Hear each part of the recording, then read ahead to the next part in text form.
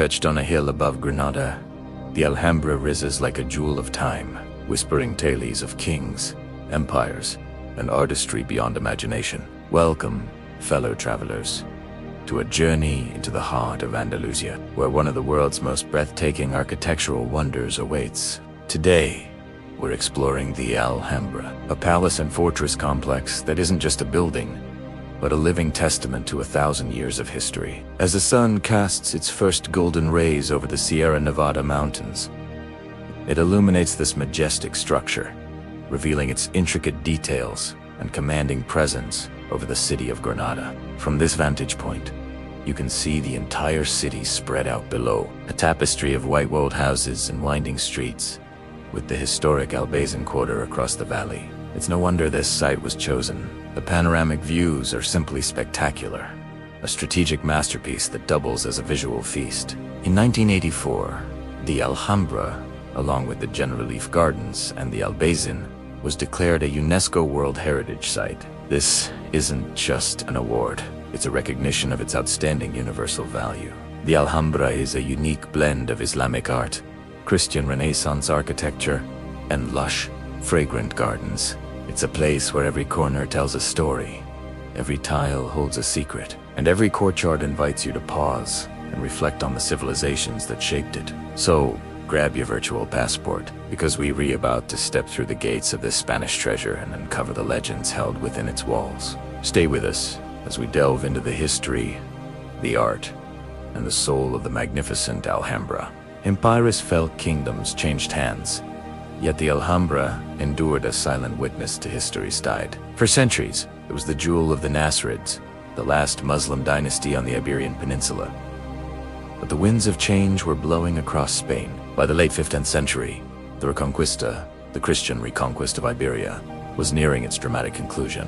The year was 1492, a date etched into history. After a long siege, the Catholic monarchs, Ferdinand and Isabella, stood victorious at the gates of Granada. The last Nasrid ruler, Muhammad XII, known as Boabdil, surrendered the city and its magnificent palace. This was a pivotal moment. What would become of this Islamic masterpiece in Christian hands? Many similar structures across Spain had been torn down, replaced by cathedrals and fortresses. But the Alhambra's beauty was so overwhelming, so breathtaking, that it enchanted even its conquerors. Instead of demolition, a decision was made for preservation and transformation. The mosque within its walls was converted into a church, and symbols of Christian faith began to appear. But the fundamental structure, the soul of the Alhambra, was left largely intact. Ferdinand and Isabella were so captivated that they were even buried in Granada, forever tying their legacy to the city they had conquered. The story didn't end there. The Alhambra was not just frozen in time, it evolved. The most significant Christian addition came from their grandson, Holy Roman Emperor Charles V. In the 16th century, flush with the wealth of a new world empire, Charles sought to leave his own mark. He envisioned a grand Renaissance palace, a statement of power and modernity, right in the heart of the old Moorish fortress. He commissioned a monumental, classically inspired structure with a stunning circular courtyard, a stark contrast to the delicate, intricate designs of the Nasrid palaces right next door. This act was symbolic. It was the imposition of a new world order, a Renaissance classical vision built literally on top of the Islamic past. And yet, this very contrast is what makes the Alhambra so unique today. It's not just a Nasrid palace. It's a living document of cultural collision and fusion. You can walk from a hall of delicate plasterwork and mesmerizing tiles into a grand open-air Romanesque courtyard. You can see the coat of arms of the Catholic monarchs carved near Arabic inscriptions, praising Allah. It's a physical timeline of Spanish history, a place where different worlds didn't just clash, they learned to coexist, creating a new, unparalleled architectural marvel. This duality, this layering of history, is what we see today as we trace the footsteps of sultans and kings. Whispers of secret passages, hidden messages, and legendary treasures echo through the halls of the Alhambra. When a place has witnessed so much history, so much triumph and tragedy, it's only natural that stories cling to its walls like ivy. These are the tailies that transform the stone and plaster into something truly alive. One of the most enduring legends is that of hidden Moorish gold. The story goes that as Boabdil prepared to leave his beloved palace forever, he and his courtiers couldn't bear to part with all their treasures. They supposedly hid vast quantities of gold, jewels, and precious artifacts deep within the palace walls, in secret chambers and forgotten tunnels, hoping to one day return and reclaim their wealth. For centuries, treasure hunters, fueled by these tailies, have searched the Alhambra. They've tapped on walls, listened for hollow sounds, and deciphered cryptic clues in the hope of finding this legendary bounty. Of course, no great hoard has ever been found, but that hasn't stopped the legend from growing. It speaks to a deep sense of loss and the romantic hope of a future return. Did Boabdil truly hide his fortune? Or is it just a story born from the longing of an exiled people? The mystery remains part of the Alhambra's allure. Another famous tale is that of the three princesses.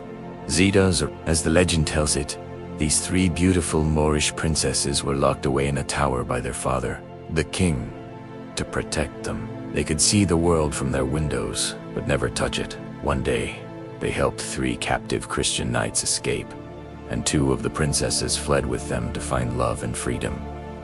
But the youngest, Zoraida, was too timid to leave. She remained in the tower, dying of a broken heart.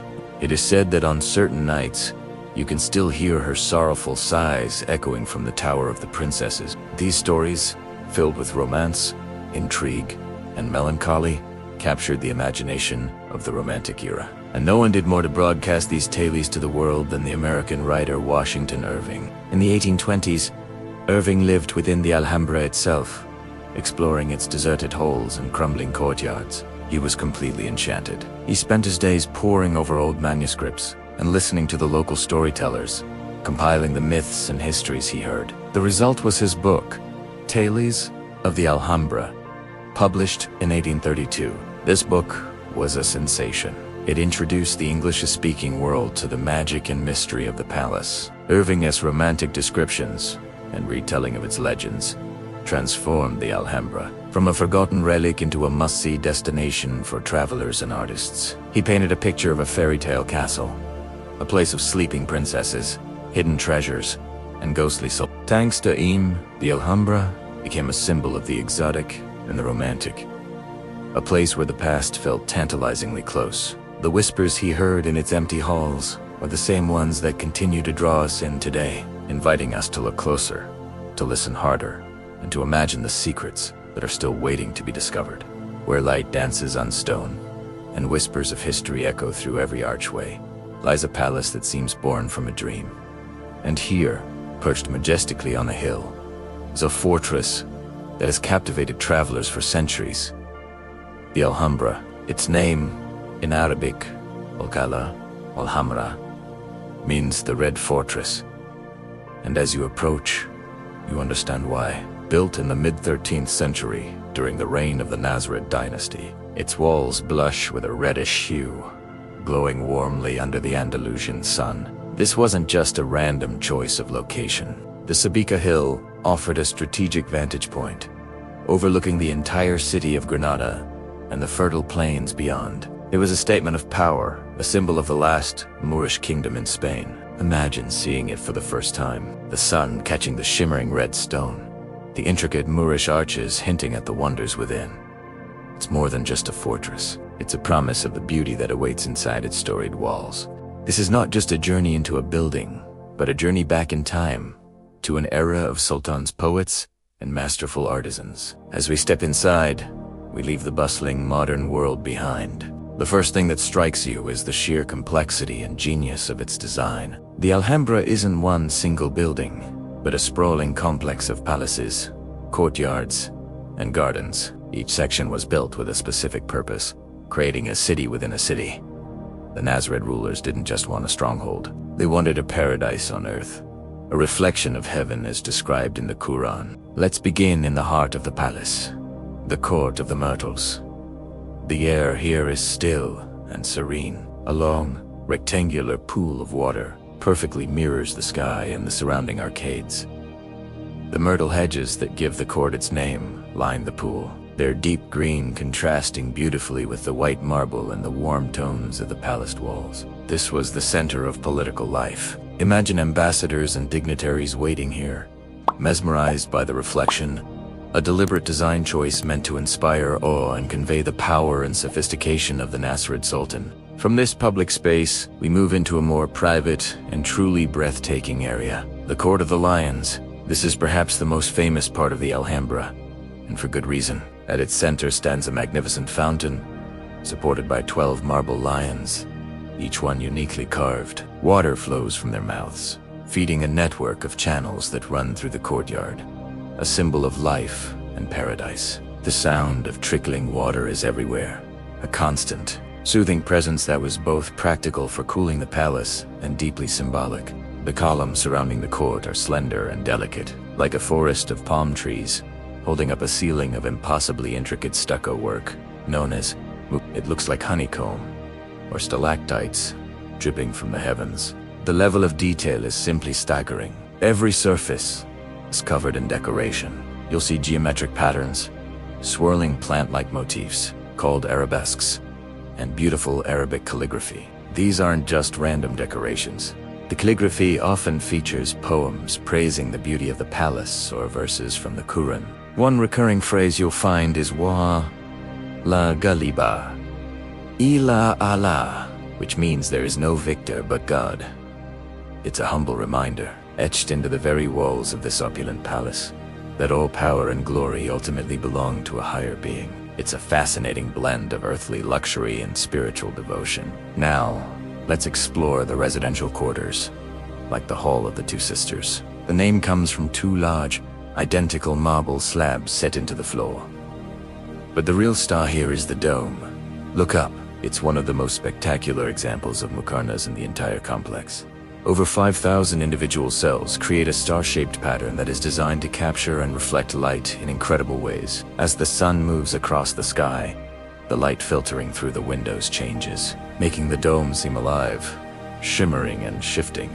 The architects were masters of light and shadow, using them to create a sense of wonder and divine presence. Beyond the palaces, we find the Generalife. Pronounced, this was the summer palace and country estate of the Nasrid rulers. It was their escape, a place to relax and connect with nature. The gardens here are a masterpiece of landscape design.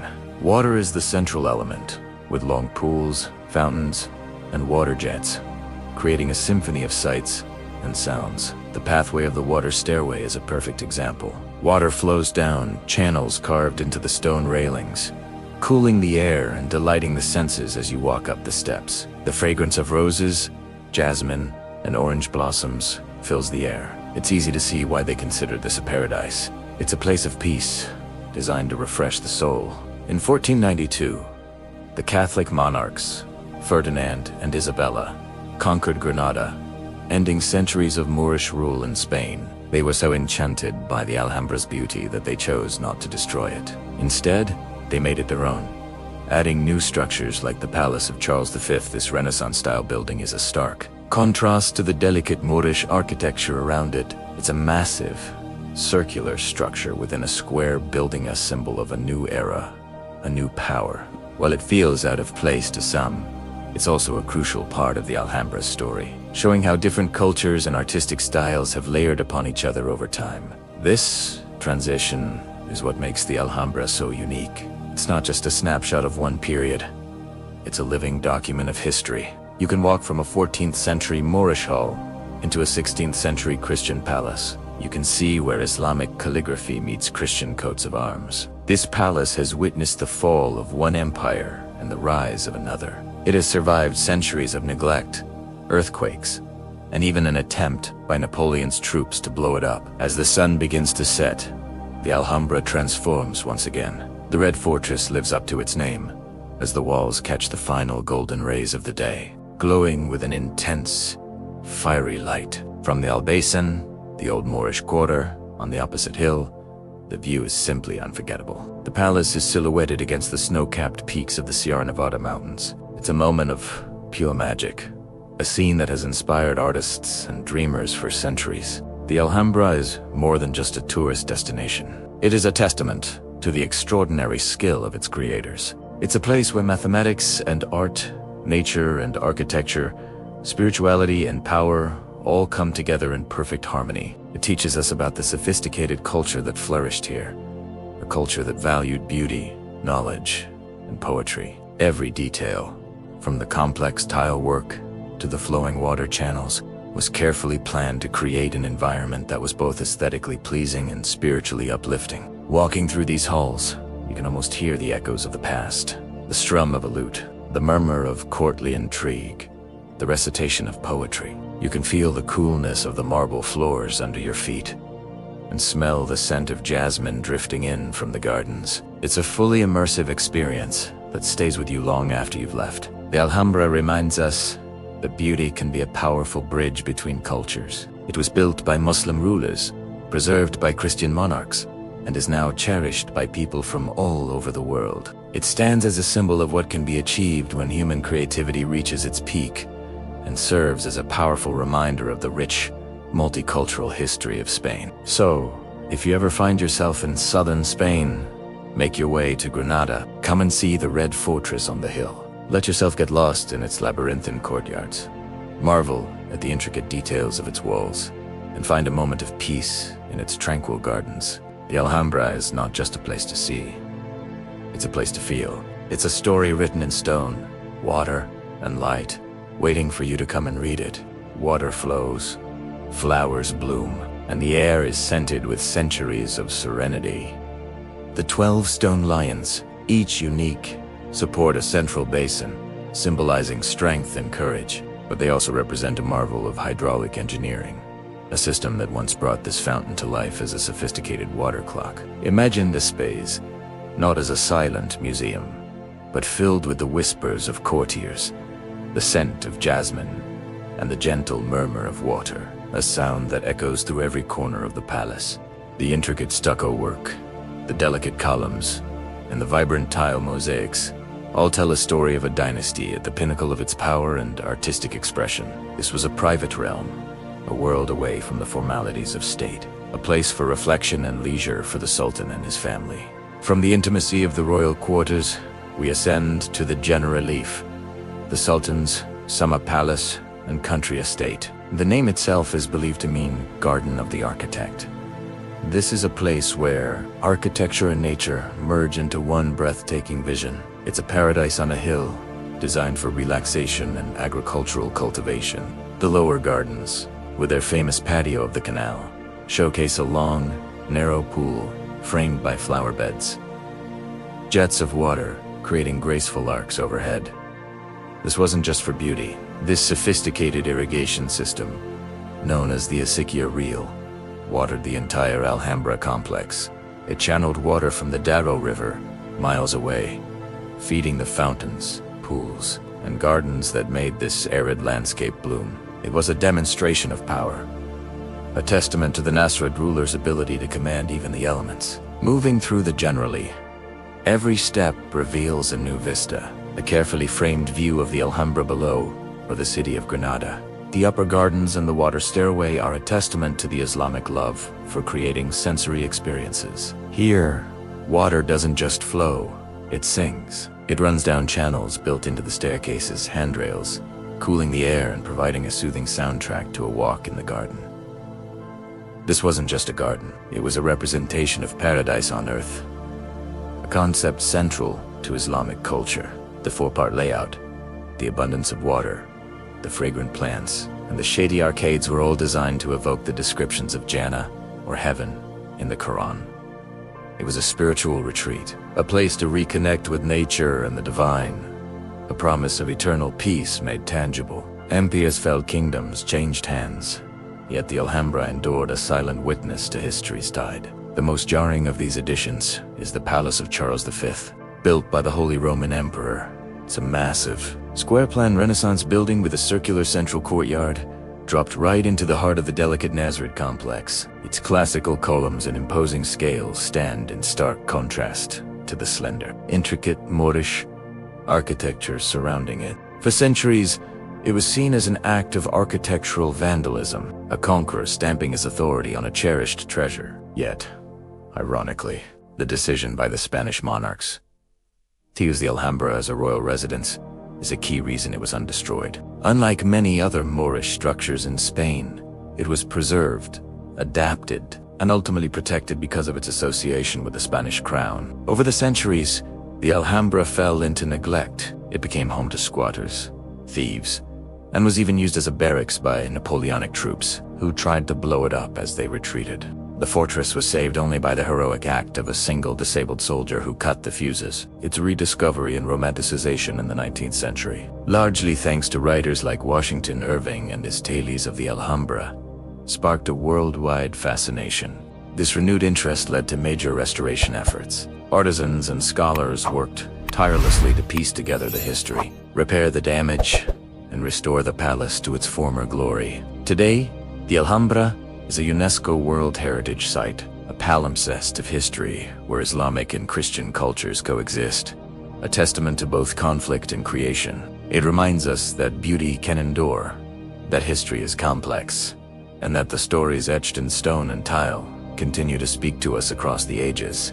Have you ever heard whispers of a place where history breathes through stone and water, sings in ancient courtyards? Perched on a hill overlooking the beautiful city of Granada in southern Spain, the Alhambra rises like a jewel of time. It's not just a palace.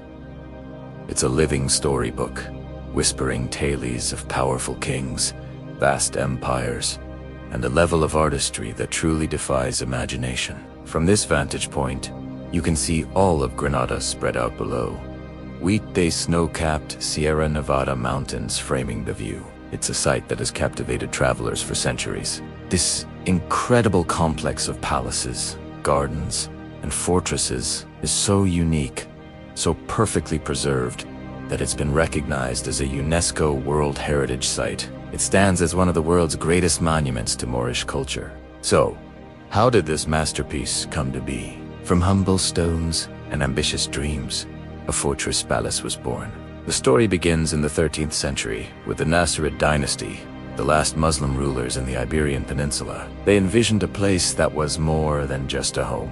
It was to be a symbol of their power, their deep faith, and their relentless pursuit of perfection. This wasn't just about building walls. It was about creating paradise on earth. Construction of the Alhambra as we know it began under Muhammad I, the founder of the dynasty, and was continued by his successors over the next 150 years. It served a dual purpose: a formidable military fortress, the Alcazaba, to protect the city, and a series of breathtaking palaces to serve as the royal residence and court. Walking through its grand archways and along its ancient walls today, you can feel the weight of history.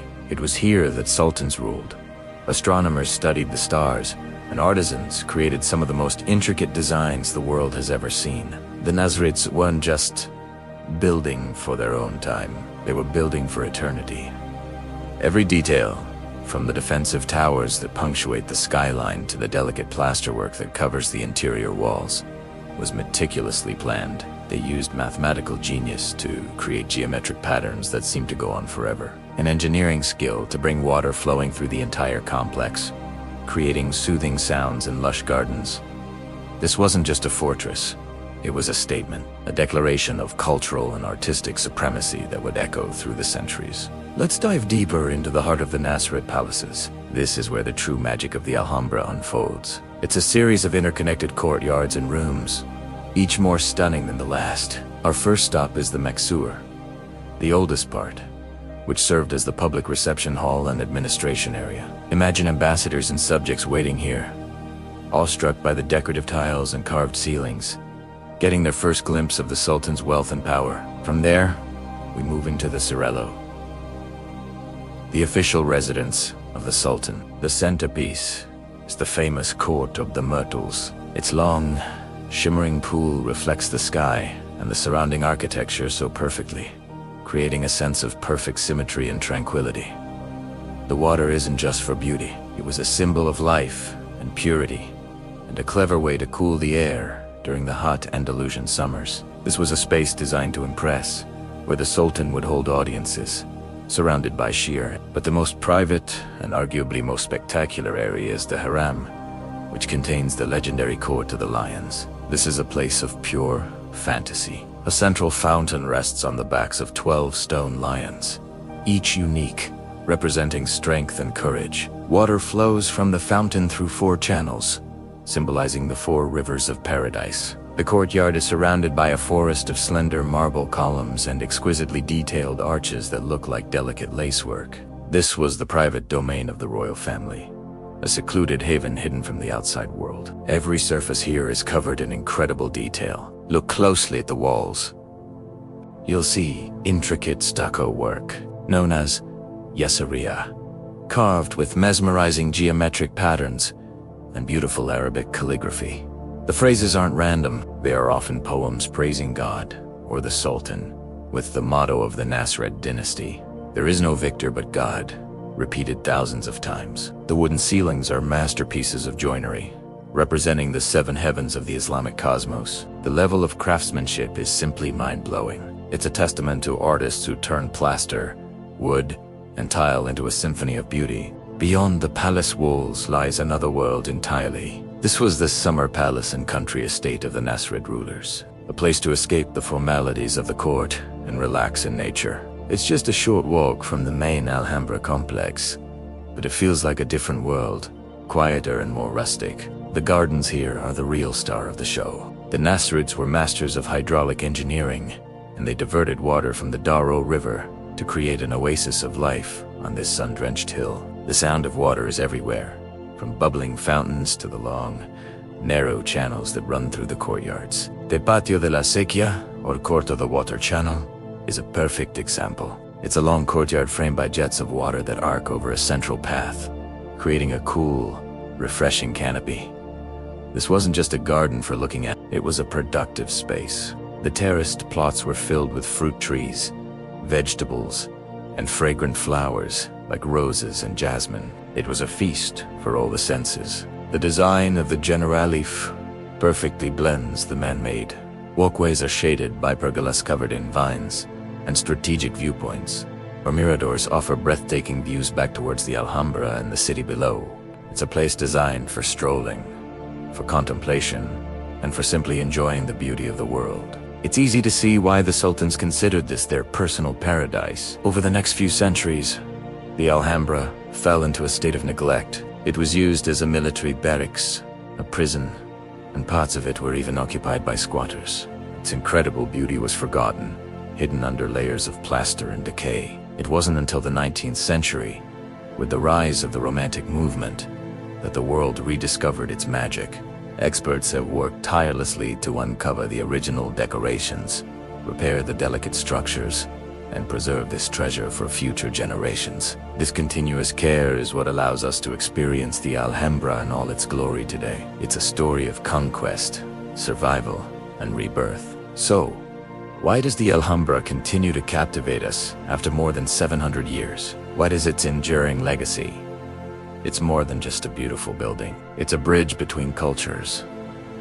It's a place where Islamic and Christian art and history coexist, telling a complex story of conflict and collaboration that shaped modern Spain. Its architecture has influenced countless artists, architects, and designers around the world, from the intricate patterns of MC Escher to the design of modern courtyards.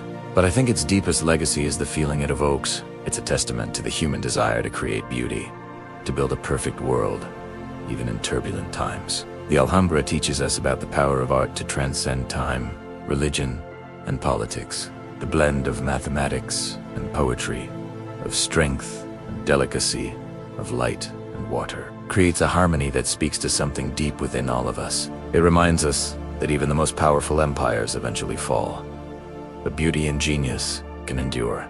Visiting the Alhambra is not just a sightseeing trip.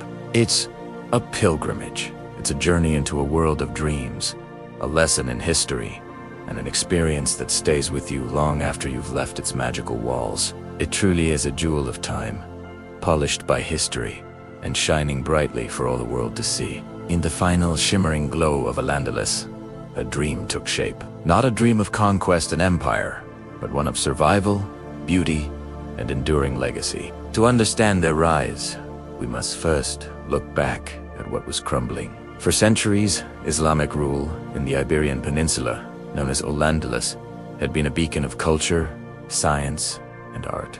Great caliphates and tifas had risen and fallen. The Umayyad Caliphate of Cordoba, a center of learning that rivaled Baghdad, had fractured. Then came the Almoravids and the Almohads, powerful North African empires that unified Al-Andalus, but eventually lost their grip. By the early 13th century, the Christian Reconquista was gaining unstoppable momentum. City after city fell. Cordoba, the heart of Islamic Spain, was captured in 1236. Seville followed in 1248. It seemed the end was near. For the Muslims of Iberia, it was a time of displacement and despair. Their world was shrinking, their future uncertain. But in the mountainous region of Granada, a new leader emerged from the chaos. His name was Muhammad ibn Yusuf ibn Nasir, better known as Muhammad ibn al-Armar, or Muhammad I. He was not born into a royal dynasty. He came from a relatively modest lineage in Arjona, a town near Yen, but he was a shrewd political operator and a skilled military tactician. He saw the shifting alliances and the vacuum of power, and he seized his opportunity. In 1238, a pivotal year, Muhammad I entered the city of Granada. Legend has it that as he entered, the crowds cheered him as a victor. He responded with a phrase that would become the motto of his dynasty, inscribed countless times on the walls of the Alhambra. Wala galiba ila ola. There is no victor but God.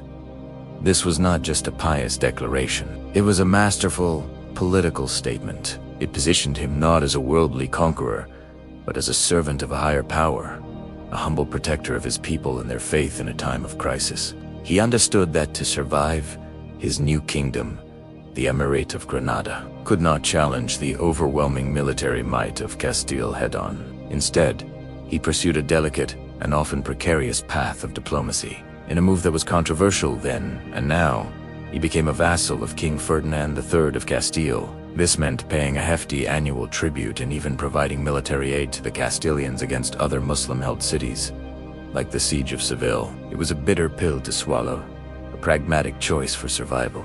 This tributary status bought Granada precious time to consolidate, time to build, and time to fortify. And build he did. Muhammad I's most enduring legacy was the initiation of a project on Sabika Hill, a strategic outcrop overlooking Granada. There had been an older fortress there, but Muhammad envisioned something far grander. He began the construction of the Alhambra. In its early stages, it was primarily a military fortress, a citadel known as the Alcazaba. Its massive towers and thick walls were designed to protect the fledgling emirate from any threat. He diverted the River Darro to supply the hilltop with water, a crucial engineering feat that would allow a city to flourish within its walls. This wasn't just about defense, it was about creating a symbol of power and permanence. He was laying the foundation stone for what would become one of the wonders of the world. Muhammad I ruled for nearly 4 decades. A testament to his political acumen, he navigated treacherous alliances, quelled internal revolts, and established the administrative and military framework of the Nasrid state. When he died, he left his son, Muhammad II. A kingdom that was small, vulnerable, and surrounded by enemies. But it was alive. It had a capital, a functioning government, and the beginnings of a fortress palace that would one day define it. The dynasty he founded would endure for over 250 years. The final, brilliant chapter in the long story of a land. The successors of Muhammad I continued his delicate balancing act. The Emirate of Granada was an island in a sea of change. To the north, the Christian kingdoms of Castile and Aragon grew ever stronger. Torresot across the Strait of Gibraltar, the Marinid Sultanate in Morocco, was a powerful but often unreliable ally. The Nasrid rulers had to be masters of diplomacy, playing these powers against each other, shifting alliances when necessary, and always paying the tribute that guaranteed their fragile independence. Muhammad II and Muhammad III continued the expansion and fortification of the Alhambra. But it was under later rulers that the palace complex truly began to blossom into the jewel we know today. The 14th century is often considered the golden age of the Nasrid Emirate, a period marked by both immense external pressure and an incredible flowering of art and architecture. This era was dominated by 2 particularly influential rulers, Yusuf I and his son, Muhammad V, Yusuf I ascended to the throne in 1333. He was a man of culture and refined taste, and his reign saw the construction of some of the Alhambra's most iconic spaces. He commissioned the Tower of Chimeras, the largest tower in the fortress, which would house the magnificent Hall of the Ambassadors. He also began work on the Court of the Myrtles and the Gate of Justice, the grand formal entrance to the palace complex. Yusuf's vision was to transform the Alhambra from a mere fortress into a true royal city, a reflection of paradise on earth. The architecture he championed was a symphony of light, water, stucco, and tile. Intricate geometric patterns, flowing calligraphy from the Quran, and delicate floral motifs covered every surface. The design was meant to awe and inspire, to create a sense of wonder and spiritual elevation. It was a physical manifestation of the Nasrid motto, reminding all who entered that true power and beauty belonged to God.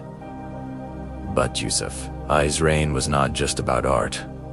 He faced constant military threats. He fought battles against Alfonso XI of Castile, culminating in the disastrous Battle of Rio Salado in 1340, a major defeat for the Granada-Marinide alliance. This loss effectively ended any hope of large-scale military support from North Africa and left Granada even more isolated. Despite these setbacks, Yusuf's diplomatic skills and his focus on strengthening the kingdom as internal structure allowed the emirate to endure. His life was cut short when he was assassinated in the Great Mosque of Granada in 1354. His son, Muhammad V, inherited the throne, and it was under his long and complex reign that the Nasrid dynasty reached its zenith. Muhammad V's rule was dramatic, split into two distinct periods. He was briefly overthrown in a palace coup a few years into his reign, and forced into exile, first in Morocco and then in Seville, which was then under the rule of Peter the Cruel of Castile. His masterpiece is the breathtaking Court of the Lions. This was a radical departure from traditional Islamic courtyard design. The slender columns, the intricate muqarnas, or honeycomb vaulting, and the sheer delicacy of the stucco work represent the pinnacle of Nasrid artistry. It was a palace within a palace, a private residence for the sultan that embodied a vision of paradise. Trade flourished, and Granada became a center for silk production, ceramics, and metalwork. The city's population swelled with artisans, poets, scholars, and scientists. It was a final, vibrant burst of the cultural brilliance that had characterized Al-Andalus for centuries. The Alhambra was not just a fortress to keep enemies out.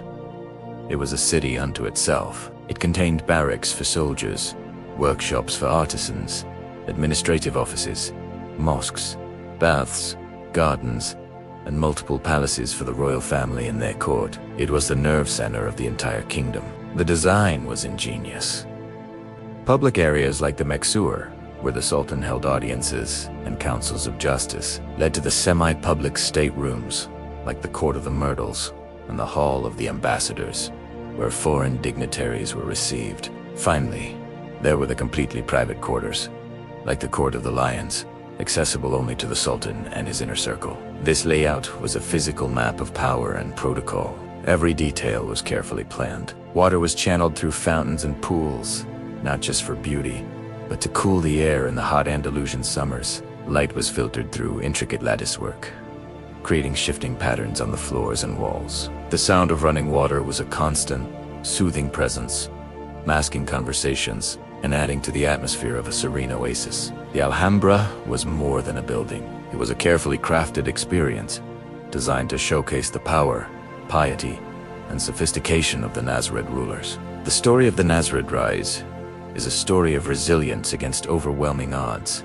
Born from the ashes of a collapsing world, the Emirate of Granada survived for 2.5 centuries through a combination of shrewd diplomacy, strategic compromise, and the creation of a cultural and architectural legacy that would outlive the kingdom itself. Muhammad I laid the foundation, turning a desperate situation into a viable state. Yusuf I and Muhammad V elevated that state, transforming their capital into a work of art that continues to capture the imagination of the world. They created a fortress to protect their people and a palace that was a vision of heaven. The Alhambra stands today not just as a monument to its builders, but as a testament to the enduring power of culture and beauty to thrive, even in the most precarious of times. It is the final, beautiful sigh of Al-Andalus, a dream of splendor that was made real on a hill overlooking Granada, and a legacy that has never faded. But this isn't just about grand halls and towering walls. Our journey today is about the soul of this place, found in the smallest, most intricate details. So, grab your virtual magnifying glass, and let's get lost in the art of detail. Imagine walking through these ancient halls. Your eyes are immediately drawn upwards, downwards, all around you. It's almost overwhelming, a sensory feast of color, pattern, and texture. This is the magic of Islamic architecture. It's a style that doesn't just build spaces. It adorns them, infuses them with meaning, and transforms them into canvases of devotional art. The creators of the Alhambra were masters of turning humble materials like plaster, wood, and tile into something truly divine. Look closer at these walls. What you're seeing isn't carved stone, but meticulously sculpted plaster, or Yazeri letters. This technique allowed for an incredible level of intricacy that would be almost impossible with harder materials. The artists would apply wet plaster to the walls, and then, with painstaking precision, carve into it before it dried. It's a testament to patience and a steady hand. Each swirl, each line, was carved by a master craftsman, creating a tapestry of texture that plays with light and shadow throughout the day. Now, let's talk about the patterns themselves. You'll notice three main elements woven together in perfect harmony: arabesques, calligraphy, and geometric shapes. Arabesques are these beautiful, flowing, and stylized plant motifs. You can see them twirling and intertwining, representing the infinite, unfolding nature of creation. They are never-ending, leading your eye on a continuous journey across the wall, a visual representation of the eternal nature of God. They're not meant to be a realistic depiction of any single plant, but rather the essence of growth and life itself. Woven into these arabesques, you'll find the elegant script of Arabic calligraphy. This isn't just decoration, it's sacred. The words are often verses from the Quran, poetry, or praise for the rulers who built this paradise on earth. Imagine being surrounded by these beautiful reminders of faith and power. The calligraphy itself is an art form, with each letter styled to be as beautiful as it is meaningful. It integrates seamlessly with the other patterns, becoming part of the overall visual rhythm. And then we have the mesmerizing geometric patterns. Look at the tile work, known as zellage. These are hand-cut glazed tiles, fitted together to form complex, star-shaped and polygonal patterns.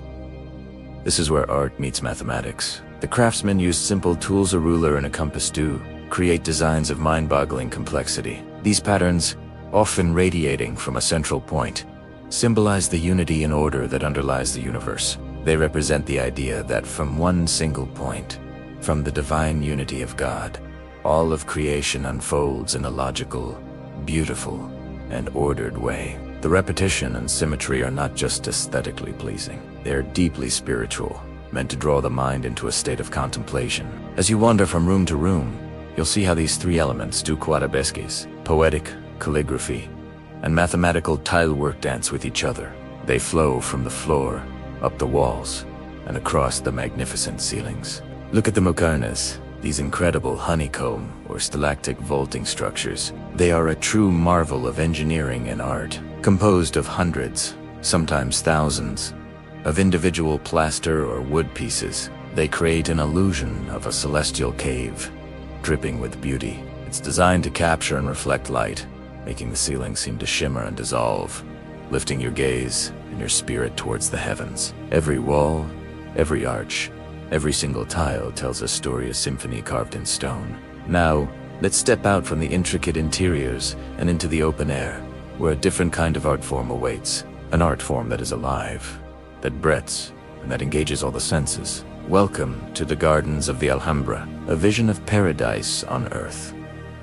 The Islamic concept of paradise, or Jannah, is often described as a beautiful garden with flowing rivers. The architects of the Alhambra sought to bring that vision to life right here. These aren't just gardens, they are architectural spaces, carefully designed to be an extension of the palace itself. Our first stop is the Generalife, the summer palace and country estate of the Nasrid rulers. The name is thought to mean Garden of the Architect. It's a place of leisure and tranquility, set on a hill overlooking the main palace. Here, the design is all about the interplay between architecture and nature. You have covered walkways with arched windows that perfectly frame views of the gardens and the city beyond. The sound is the first thing you notice, the constant, gentle murmur of water. Water is the lifeblood of these gardens. It's not just for irrigation. It is a central, artistic, and symbolic element. Fountains bubble, narrow channels, called runnels, carry water in straight, elegant lines, and reflecting pools capture the sky and the surrounding architecture, creating a perfect, shimmering mirror image. The engineering behind this was incredible. Water was channeled from the Darrow River, miles away, using a sophisticated system of aqueducts and pipes to feed every fountain and terrace. This constant flow was a symbol of life, purity, and the abundance of paradise in an otherwise arid land. Look at the patio of the water channel. The heart of the long, narrow pool is flanked by flower beds, orange trees, and cypress trees, with water jets creating graceful arcs over the pool. The scent of jasmine, roses, and orange blossoms fills the air. It's an experience for all the senses. The design is intimate and enclosed, creating a private, peaceful retreat from the world. Every element is placed with intention to create a sense of harmony and serenity. Now, let's head back to the main palace and enter one of its most famous courtyards, the Court of the Lions. Water flows, flowers bloom, and the air is scented with centuries of serenity. These 4 channels represent the 4 rivers of paradise mentioned in the Quran. The courtyard itself is a symbolic representation of that heavenly garden. The slender marble columns surrounding the courtyard are like a forest of palm trees, creating a shaded, cool portico to walk through. It's a masterpiece of landscape design, where architecture and garden become one. The symbolism is everywhere. The cypress trees point towards the sky, symbolizing eternity. The fruit trees represent fertility and life. The vibrant colors of the flowers, reds, blues, yellows, are a feast for the eyes, a stark and beautiful contrast to the earthy tones of the palace walls. These gardens were not meant to be wild and untamed. They were highly structured, a human-ordered vision of nature's perfection, a space for contemplation, poetry, and quiet reflection. They were, and still are, a cool and calming oasis. From the grand vision of the palace to the tiniest detail on a single tile, the Alhambra is a journey of discovery. It's a place that reminds us of the profound beauty that can be achieved when art, faith, and science come together. It teaches us to look closer, to appreciate the patience and skill of the hands that built it, and to find the universe in a grain of sand, or in this case, a piece of plaster. Thank you for joining me on this exploration of the Alhambra's soul. I hope it's inspired you to see the art that surrounds us every day. If you enjoyed this glimpse into one of the world's greatest treasures, don't forget to like, subscribe, and hit that notification bell so you don't miss our next adventure. See you next time.